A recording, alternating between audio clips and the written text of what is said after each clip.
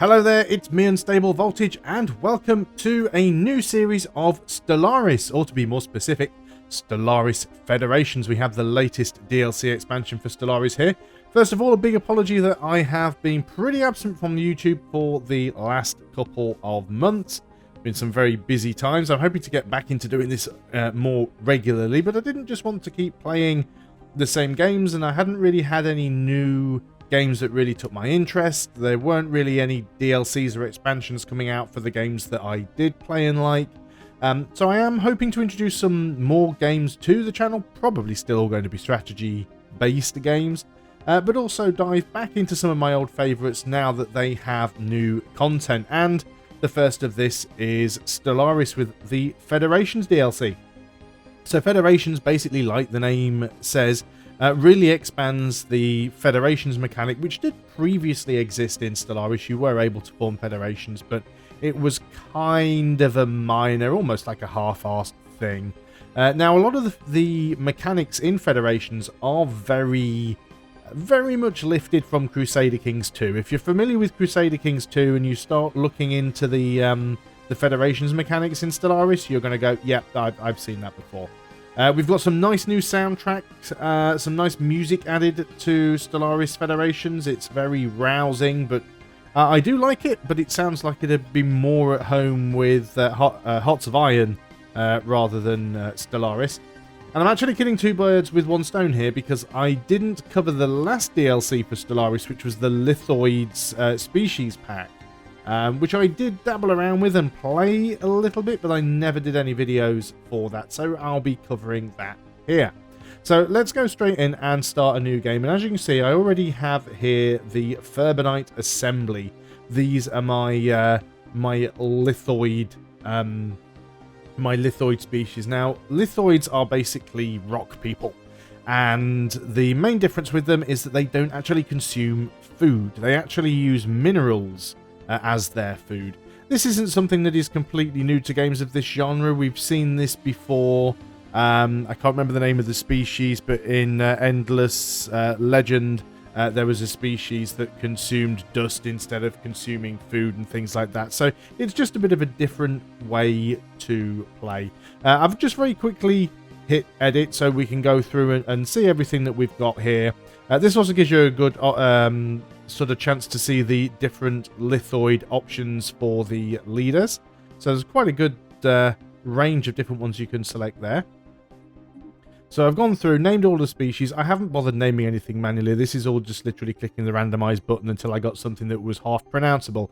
So we are the Ferbonite Assembly, the Ferbonites, and we're Ferbonitian or Ferbonitian. Our name list is just Lithoid 1. These are all terrible to pronounce. There are actually 4 names for the Lithoids. They're all pretty unpronounceable, but we'll stick with them. So we have gone for here. Basically, we are Lithoids, so this is a required trait.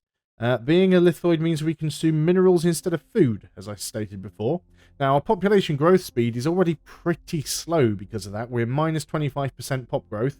But we do get plus 50% habitability, plus 50% army health, and plus 50 years leader lifespan, which is fantastic.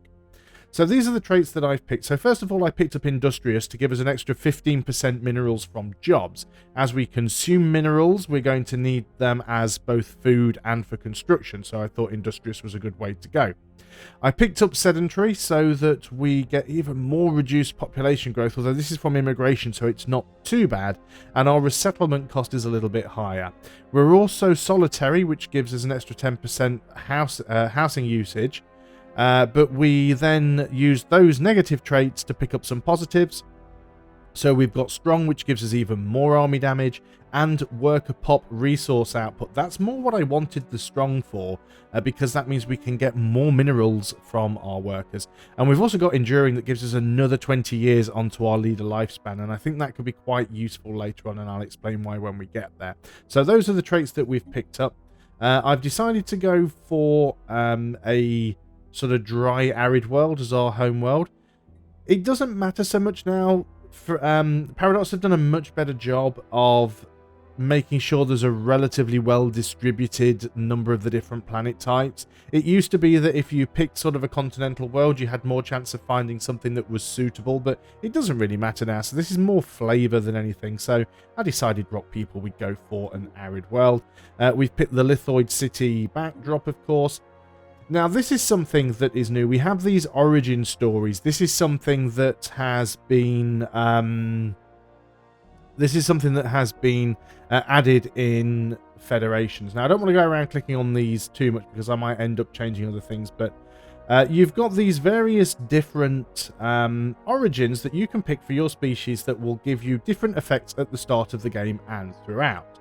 So you've got the prosperous unification. You start the game with an additional 4 population and with 2 additional districts.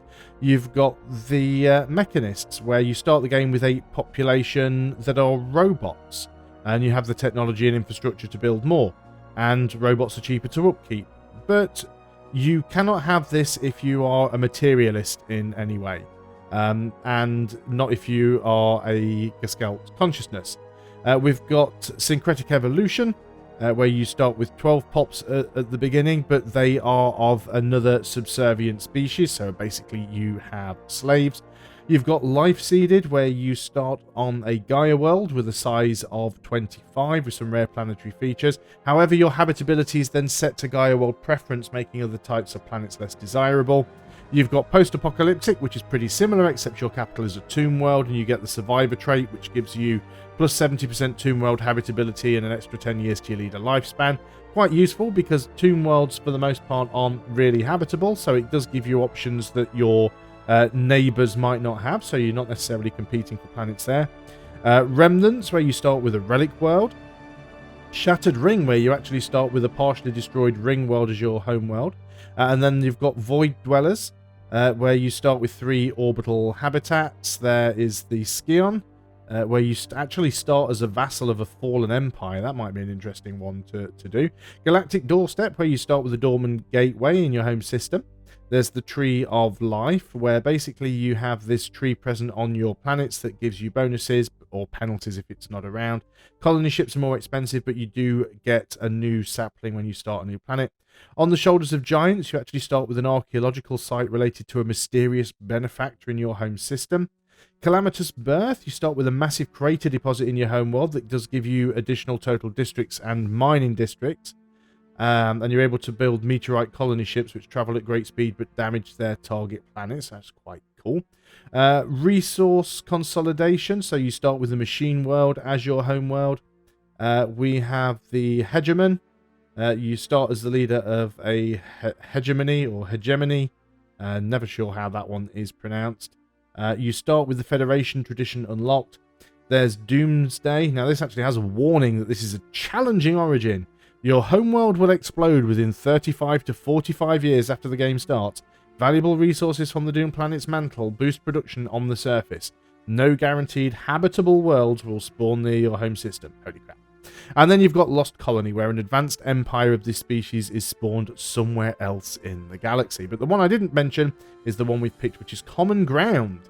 This civilization established early contact with their immediate alien neighbours, finding strength in their differences. They soon decided to face the future and whatever it might bring together. Effects. Start as the leader of a Galactic Union Federation with 2 additional members. Members will occupy any guaranteed habitable world slots near your home system. Start with the Federation tradition unlocked.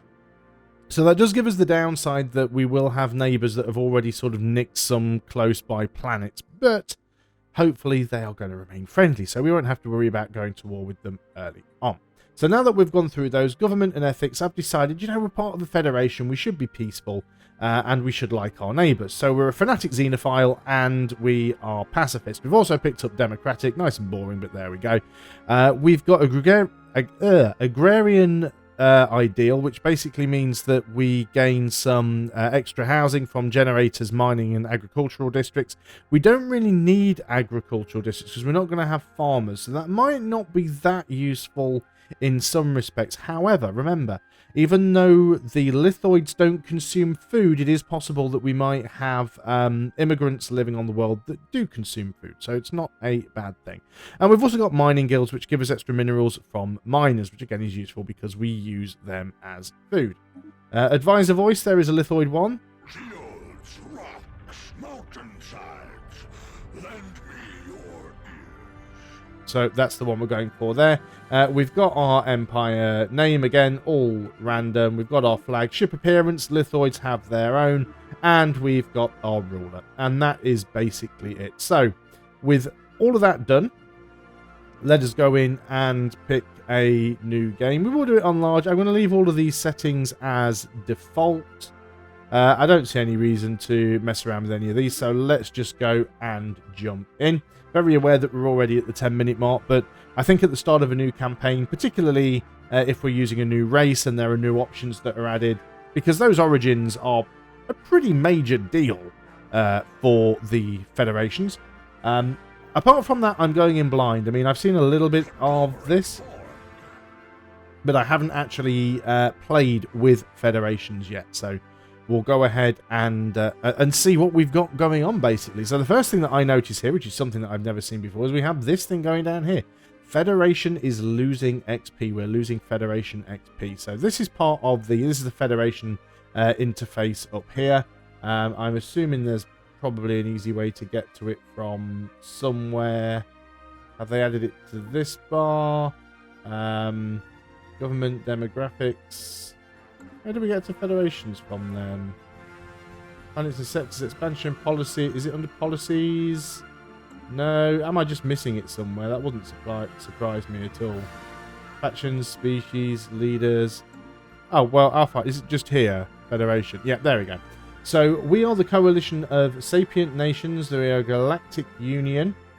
Members of this federation are united and ready to cooperate and deal with whatever problems may arise. Federation modifiers. Diverse ethics impose a 50% smaller penalty to federation cohesion. Federation centralization minimal. Now, this is something where I said you'll notice certain things are very similar to Crusader Kings 2. So we've got our members here. We are the Furbanite Assembly. And then we've got the Visari Bonded Merchants, and we've got the... Oh, that's font's really hard to read on my monitor. The Vetiricius Compact. Great. And then we've got these levels. So we need to gain XP. So that's what we've got here. We've got XP. We're currently level 1. To get to level 2, we need 1200 XP. And that will unlock these different levels. So at the minute, we have this Galactic Union. As we gain more levels, we unlock these other perks here. This is our current cohesion. This is what's actually bringing down our XP right now because our cohesion is so low. From members, diverse ethics. So you want to try and build this back up. We can have a look in here and see the members.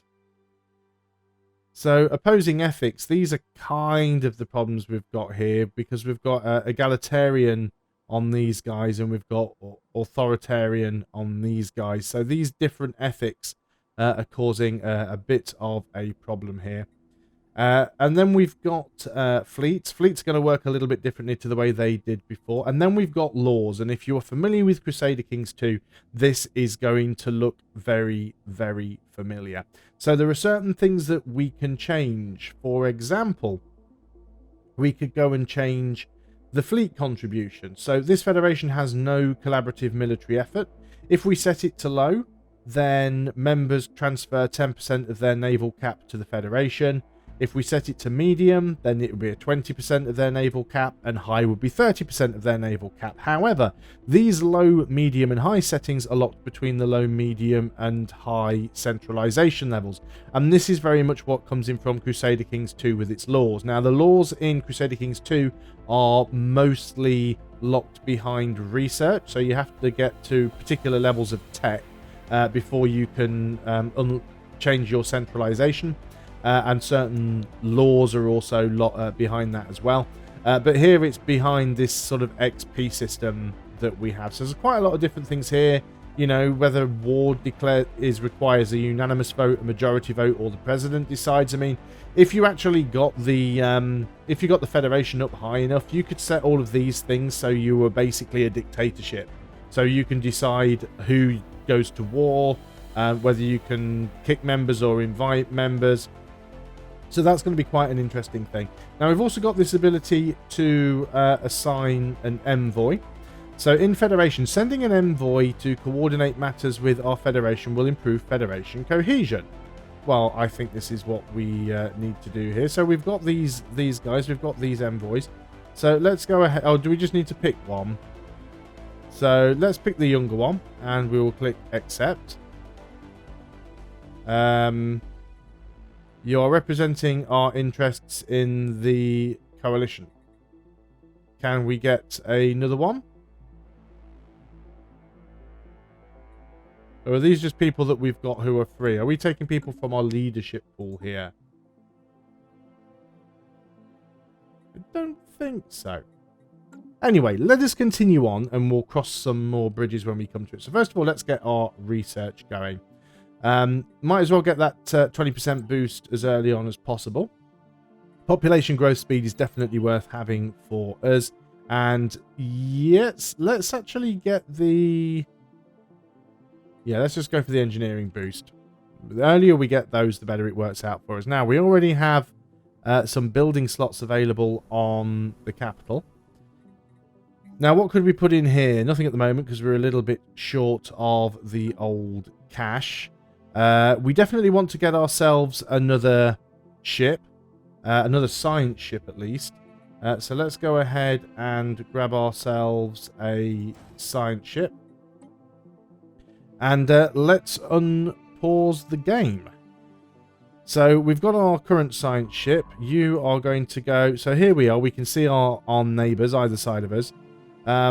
Let's go out and start surveying the neighbouring systems. We may be able to sort of cut them off a little bit so they don't block us in completely. That would be the ideal thing. Let's make sure that we're unpaused. So now we've got some trades instantly with our neighbours. They both want research agreements. I don't see any reason to decline these. So let's try and keep as friendly with them as possible.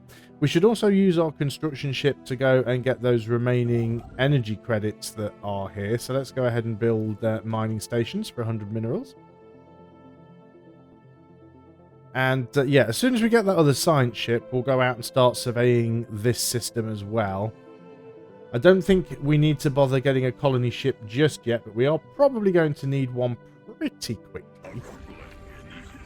Migration treaty? Sure. Now this might be where it's worth us actually having food for those populations that actually require it. So the other science ship is almost done.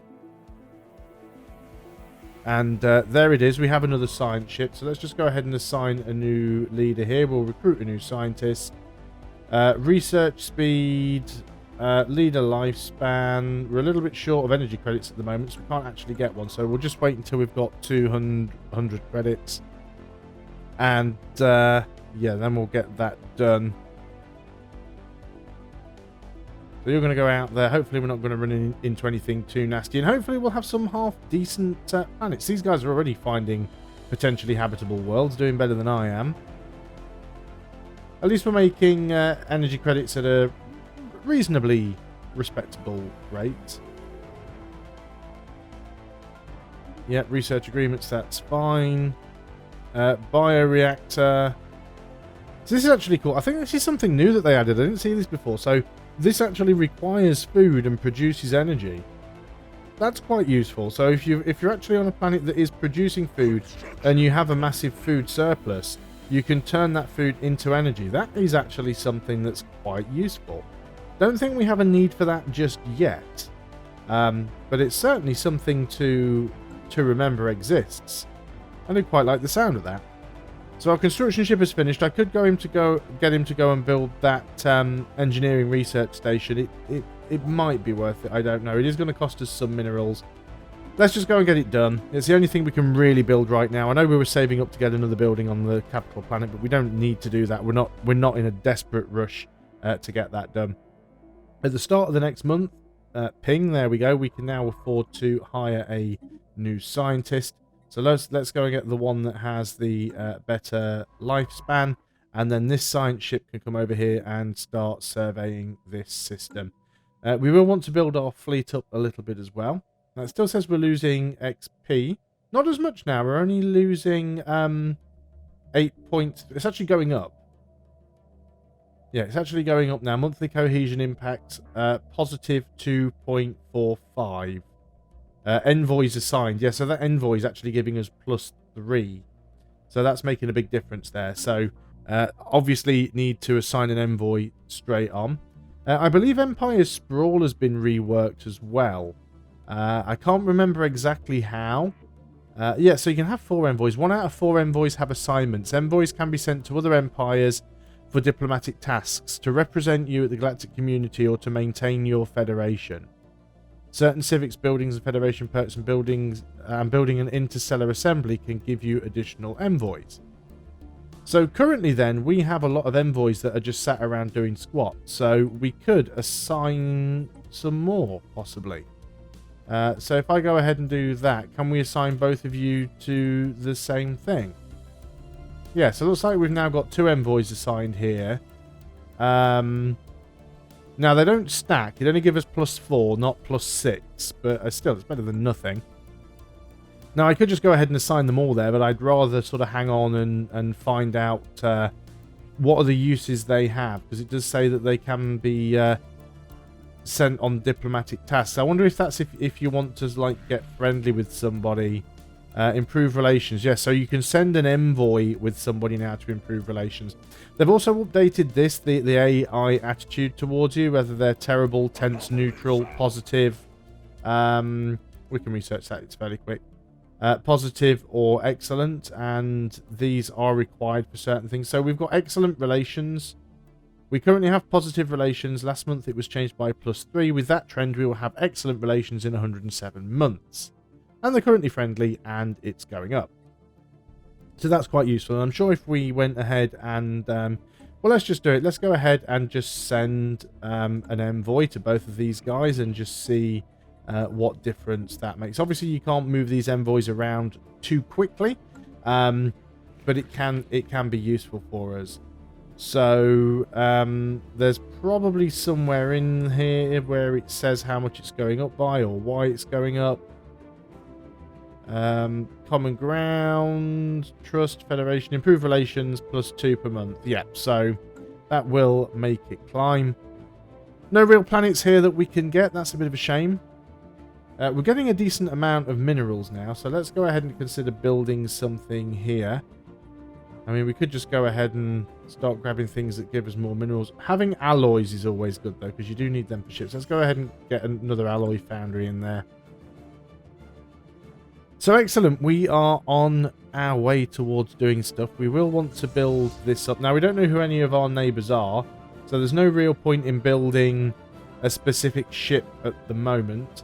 But let us go into our fleet manager, and we'll go and put this up to, let's say 10 corvettes for now. So that's added a modifier to this place down here. Oh, 9 energy. That's quite a nice little spot there. Let's get the construction ship down here because we can start, like, obviously it's not finished surveying yet, so we can't do it until that's done. I do like the fact that the AI's decided to sort of start heading upwards instead of down. I'm quite happy with that. Contact reports, remnants, intelligent life taunts with pointed absence. Reads a popular Newsnet post on Vol. The people of the Furbanite Assembly are apparently finding some humour in the fact that lower forms of alien life are now a matter of public record, but potential equals from other stars continue to elude us. The report of traces of alien life that were recently found seemingly only add to the iconic twist to the civilization, which kind of doesn't make sense in the way that we already have intergalactic neighbours that we're aware of. But there you go. What I might try and do, instead of moving down here to this, which looks pretty much like it's a singularity, is... Oh, bugger, he's getting there first. I was going to say, let's grab this one and grab that one to stop those guys moving this way. So I really, really do have to grab this. We have met some other aliens. So yeah, I need to grab that. I need to grab this. And then I need to move over here and grab this as quickly as I can as well. It's a shame because that is... Well, it's a continental world. These tropical worlds, not great for us. That's fine. It would really be nice if we actually had some decent stuff here. Let's go ahead as well and build ourselves another construction ship. I think we really, really need to have some more construction ships. And I think we could probably start to upgrade our fleet. We could reinforce it. So we'll just do a few at a time. I do want to save some alloys up, of course, because I will need the alloys to be able to build the outpost. As soon as we've finished doing our research there. It's actually quite slow on the research. So what are the homeworlds like? You've got a decent amount of minerals. Both of these guys, look, 13 minerals and 12 minerals, and I start with 5 minerals. And bear in mind, I'm a species that requires minerals. That's a little bit annoying. So, yeah, you're moving down here now. I don't particularly like that, so we are going to have to try and block them off as soon as we can. We do have that other construction ship. So let's get this one down here. And we'll start building here as soon as we can. And hopefully you're going to spend your time surveying that so I can move this science ship down there as quickly as possible. I'm going to leave these be for now. I'm not going to concern myself with the anomalies. We'll try and grab the territory first. We are getting back up towards the positive, which is good here. So for once, federations may actually be useful, and I have heard that federations are currently overpowered, so we'll see how that works out for us. Let's go ahead and speed the game up a little bit, because there's not an awful lot happening right now. We're mostly waiting for research to finish, so on and so forth. Not going to build any more ships right now, because I do want to try and save my alloys. Definitely taking our time when it comes to surveying these systems. We've got more minerals down here as well, so that's good. So yeah, I definitely want to grab both of these systems. Discovered a new archaeological site. Excellent. Again, we're not going to touch that just yet. I want to concentrate on securing some territory first before we do anything else. So as soon as what... Right, no, we're going to leave that be. I just want you to hurry up and grab these things. That is the important thing for now. Really are taking their time. Remember, you cannot build a... there we go, that's been fully surveyed. You cannot build an outpost until a system has been fully surveyed. So let's go and build an outpost there. There's no point me going that way now, so I may as well take this science ship and come down here and start surveying this system, although we pretty much know it's just going to be a singularity because we can see that on the map. Now over here, I'm hoping that I'll get to him before this guy. Depends how many things are in this system and how long it's going to take him to go through all of those. Hopefully it'll take him quite a while and we can beat him there and beat him to the research. So that's what we're kind of aiming for. It's all down to how long it's going to take to survey out this. Quite a long time by the look of things. There's a lot of stuff here that we still need to survey. So with that in mind, let's go ahead and take this science ship and you're just going to go over and survey this system. We're going to ignore this one for now. It's not that important. We're just going to fly straight through and start working on this one. So we do have a new bit of land here. Well, it's not really land, is it? It's space, I suppose. But we do have some land. Well, we don't even have land within the space because we don't have any habitable planets. I'd have preferred more minerals over energy, but we do have more minerals incoming than energy. So we have a tradition available. What are we going to pick here? I suppose. Well, we've already got diplomacy unlocked because I guess we start with the Federation. Naval capacity. Well, we're not even doing that. Empire trade value is increased. Do we really want to work on any of those right now, or do we want to go for something like prosperity? Reducing our upkeep, increasing build speed. So that could be useful. Expansion could be useful too. Having new colonies, reduce star base upkeep, reducing our empire sprawl, increasing our population speed. That could be useful. Discovery is also good as well. Actually, I think we're going to go for discovery. Increase anomaly research speed. I just find discovery is a really good one to go for early on. During this sort of early game phase where you're basically trying to grab as much territory as possible. Both where are we? Both discovery and expansion are good in that respect. So, do we want to do something with this construction ship here? I mean, we could just build mining stations. It's going to be expensive, but yeah, let's start gathering these things. Again, when it comes to things like resources and anything that gives you a bonus, it makes sense to try and grab it as early as you can, because the earlier you grab it, the more you're going to benefit from it. There's not an awful lot in this system here. So, with that in mind, let's get the construction ship over here ready.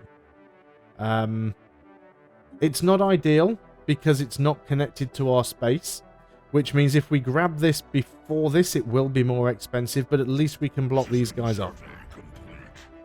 Again, we're going to actually no, we will research that because we've finished this now. We will go back and do this one as well, and that one. So there's lots of stuff that we do need to research. Now, you guys haven't actually grabbed that.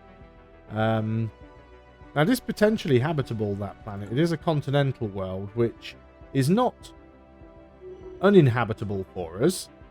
It's not ideal, but we could do that. So I think I might actually move, unless they've already started building. Doesn't look like they've started building an outpost there yet, which is good. So we could go ahead and do that. We do need to survey it first, so that's the only problem. So we will have to wait until we've done this research here before we can do that. Fragments of life. So one of the planets, this is turning into a really good system. Look at that, we've actually got alloys on here. Yeah, we definitely need to grab that system. No doubts about that. That is going to be a brilliant system for us. Not an awful lot of anything else going on right now. You should finish this because you've only got one more thing to do. Now, this system is pretty terrible, to be honest. And in fact, I'm not even going to grab it. It's not worth me grabbing that for 3. Let's move you over here and... no. You move here and build an outpost.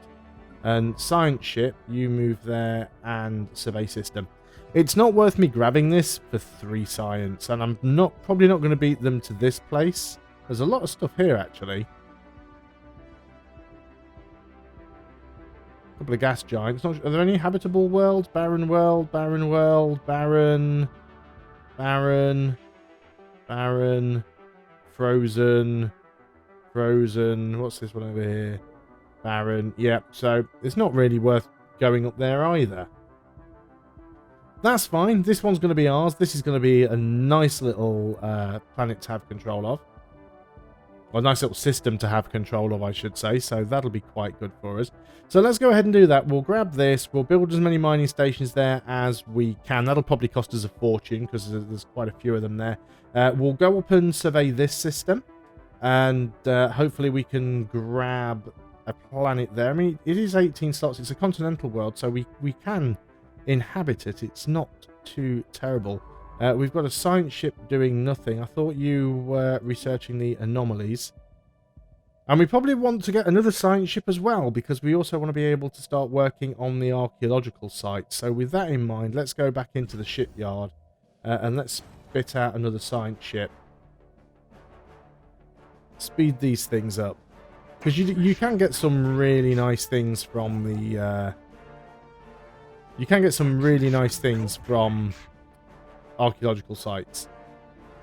Let's move you over there. Hopefully the science ship will go over and it'll all be nice and quick. Again, I don't think they've started yet.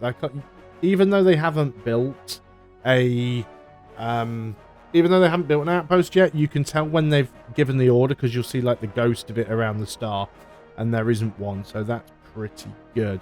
Now there's one habitable planet. All the rest seem to be barren worlds, molten worlds, but there might be something useful there. So what can we do here then? Love's Labours Lost. Having decrypted the signal, tracked Oct Bratek was astonished to discover it was broadcasting an archaic for. Oh, so this is the science thing that we've got going on here. So basically, we can either gain some unity, or we can get a gift from a mysterious benefactor for 60 months, giving the following effects: xenophile ethics, attraction, and happiness. Which I don't think we really need either of those. Let's just take the unity. I think we're fine to just grab that early unity, and let's get that unity boosted. So we'll go ahead and survey that. We now have a free science ship. That's the new one. So you're going to need a scientist. So let's go ahead and recruit yet another leader. Right. Excavation speed for archaeology. So you are going to go down here and excavate the site. And then you are going to go over here and survey the system. Habitable world survey. Well, 20 influence isn't that great, so I think this is always one of the very first missions that you get, the habitable world survey. I can't remember if I've ever actually completed that. Sure, I must have done. 400 credits for mining stations. 400 minerals for mining stations. Actually isn't that bad. That's better than I was expecting it was going to be. So that's pretty good, actually. So we're starting to expand. We don't have a lot of great systems. So he's moving a construction ship down there. Now, what is he actually doing? Cannot see a... cannot see the ghost of an outpost. So is he actually creating an outpost here? Or is he just flying through? Yep, there's the outpost ghost. Weird that it waited till he got here now before the ghost started. Because normally it's whoever starts building it first sort of, you know, wins. Survey speed increase. Yes, that's the whole point of going for discovery. Allows us to expand a little bit faster. We've got an anomaly here. We might as well research it. It's going to be a fairly quick one. And obviously we're going to be limited to sort of travelling in this direction. Not really that bad of a thing when you think about it. If we get attacked, our homeworld is basically behind a sort of a single hyperlane here. If we get attacked from the other two sides, they've got to come through our Federation neighbours, which could be quite useful. So I don't think they're building anywhere else. This is going to be a really good system there, so I'm happy to grab that. Yeah, so he's already building that. That's not brilliant. 2 minerals, 2 energy, and 2 society research, and 3 physics research. Yeah, you guys have them. I'm not bothered about that at all. Apologies that I'm just clicking through some of these events. Most of the events that I'm clicking through are ones that are part of the base game or older expansions, so I'm kind of just assuming that most people are just familiar with them now. Apologies if you're not. Let's go ahead and build that outpost there so we can at least grab that planet. Which means that we should go and get ourselves a colony ship. That's going to cost us a little bit, but we can afford it. So we already have some people living on our home. No, obviously we want our own population here. We've already got some people, some pops living here that aren't our pops. But that's fine. We've got some food going on, but it's not really our food that we need to worry about too much. So, science ships, you have done your job. So, let's go ahead and start getting you surveying down here. We've got another science ship. So, you've done that one. You can go down here as well. So, yeah, this isn't a particularly great system. There is some engineering research to be had there. Oh, we've actually missed this one. You can go and research those anomalies, and you can go and survey that system. That makes more sense. Let's do it that way. Construction ship is now done. We might as well go and get that research station. It's not brilliant, but you know, every little bit's going to help. We don't have a huge amount of research at the moment. We've only got 19 physics, 19 society, and 24 engineering. Not great. Actually got a decent amount of food coming in, which makes me wonder if it's worth having one of those like bioreactor things. May well end up building one of those. Mission complete. And you have now finished that, so let's go ahead and get the research station. So we've got some extra alloys coming in, so that's good for us as well. And we found a planet, and it's an arid world. So it's only got 12 slots, which isn't brilliant, but that's still useful. That's fine, mummified pilot. So let's get you down here. We have a free science ship again, so you can come down and start surveying this stuff. So we have made volatile motes. Great. So we've made a relatively decent start here. We've managed to expand a little bit. We've already started in our Federation, so we know our two neighbours. We've got instant access to the Federation mechanics here. Our cohesion is now at max, so we're gaining XP, and that XP will allow us to unlock levels for the Federation. From things that I've read and heard from other people, I'm very much expecting at some point at least that Federations are going to receive some sort of nerf, so we'll see what happens with that. But yeah, I'm actually quite looking forward to this playthrough. So we're actually quite close. We're over the 40-minute mark, so I'm definitely going to end this video here. So thanks a lot for watching, guys. I hope you're going to enjoy this series of Stellaris Federations, and I'll see you on the next video. Until then, goodbye for now.